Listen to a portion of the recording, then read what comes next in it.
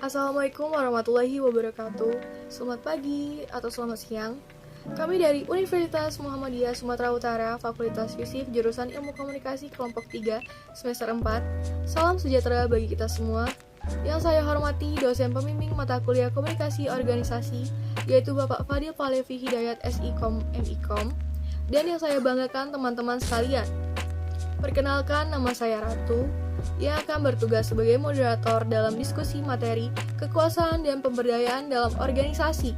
Adapun anggota kelompok saya yang terdiri dari Rizky, Zara, Uza, Adel, dan Fitra. Baik teman-teman, langsung saja kita mulai ke sesi yang pertama, yaitu pembukaan. Sebelum itu, marilah kita mengucapkan Bismillahirrahmanirrahim bersama-sama. Selanjutnya, penyampaian materi urutan diawali dari Rizky, Zara, Fuza, Adel, Fitra, dan saya. Kekuasaan dan pemberdayaan dalam organisasi.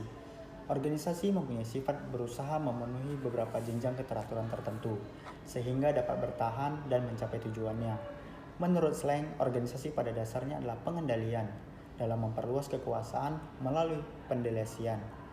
Orang yang harus menyatukan delegasi dengan kekuasaan yang mengesahkannya. Konsep kekuasaan dan organisasi. Definisi tradisional tentang kekuasaan difokuskan pada kemampuan perorangan untuk menentukan atau membatasi hasil-hasil. Menurut Ricker, kekuasaan adalah kemampuan untuk menggunakan pengaruh, sedangkan alasan adalah penggunaan pengaruh yang sebenarnya. Slang menunjukkan tradisi kekuasaan yang mendasar menyatakan beberapa pertanyaan utama, yaitu yang pertama, apakah kekuasaan didistribusikan secara plural atau dipegang oleh kalangan atas? Yang kedua, apakah kekuasaan disengaja atau tidak disengaja? Yang ketiga, apakah kekuasaan terbatas pada pengambilan keputusan atau terbukti dalam hal-hal yang bukan pengambilan keputusan? Yang keempat, apakah tidak pengambilan keputusan merupakan suatu tindakan atau bukan tindakan?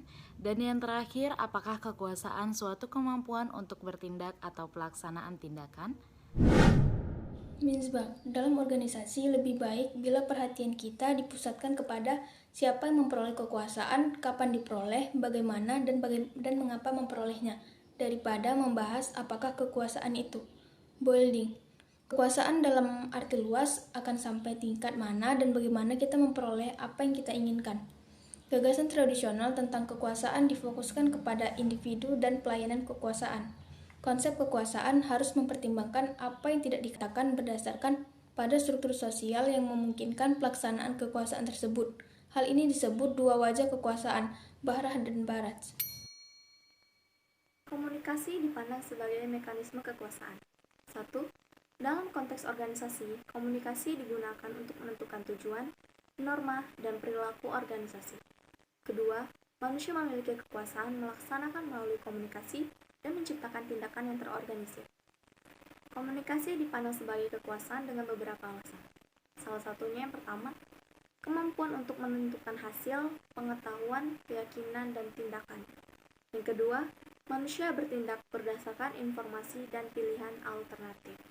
Sebagai contohnya adalah memberikan kesempatan anggota membuat keputusan berdasarkan kriteria atau pedoman tertentu. Interaksi organisasi atau kekuasaan. Caleg menyatakan bahwa semua teori kekuasaan yang dapat diterapkan secara umum harus merupakan teori organisasi juga. Kebanyakan teori kekuasaan dalam organisasi diarahkan kepada penjelasan tentang bagaimana kepatuhan organisasi dihasilkan. Kekuasaan tidak direduksi menjadi agen manusia atau struktur semata-mata.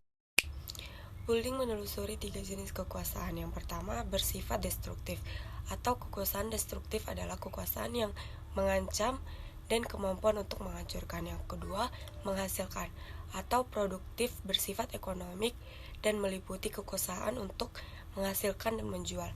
Yang ketiga, menyatukan atau integratif mendorong kesetiaan, menyatukan orang-orang ke arah tujuan bersama.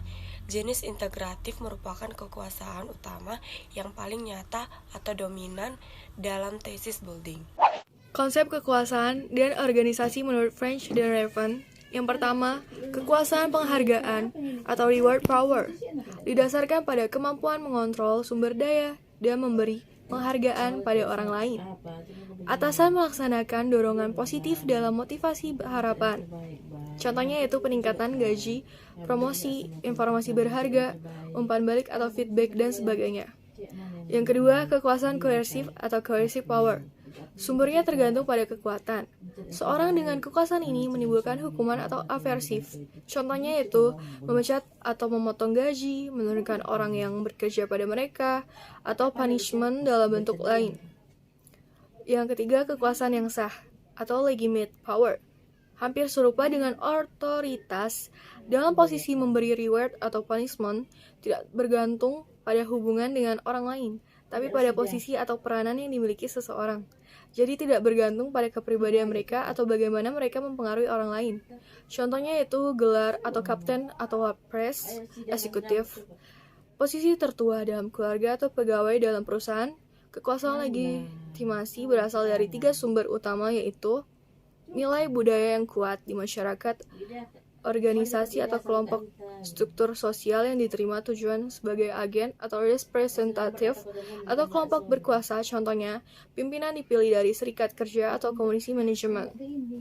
Keempat, yaitu kekuasaan reference atau reference power, berasal dari hasrat sebagai orang untuk dikenal agen yang memegang kekuasaan. Ingin dikenal tapi memperdulikan hasil. Orang memberi kekuasaan karena mereka menarik dan mempunyai sumber daya atau karakteristik yang diinginkan. Contohnya, orang periklanan, memakai selebritis, bintang olahraga untuk memberi kesaksian mengenai produk. Manajer menarik bagi karyawan tanpa melihat manajer punya legitimasi atau kemampuan memberi reward atau punishment. Yang terakhir, yaitu kekuasaan keahlian atau expert power, didasarkan pada seorang yang mempunyai keahlian dan pengetahuan untuk memegang kekuasaan. Contohnya, spesialis punya kekuasaan keahlian dalam area fungsional mereka, tapi tidak di luar areanya. Baik, demikian diskusi kelompok kami. Sebagai moderator, saya meminta maaf atas kekurangan saya.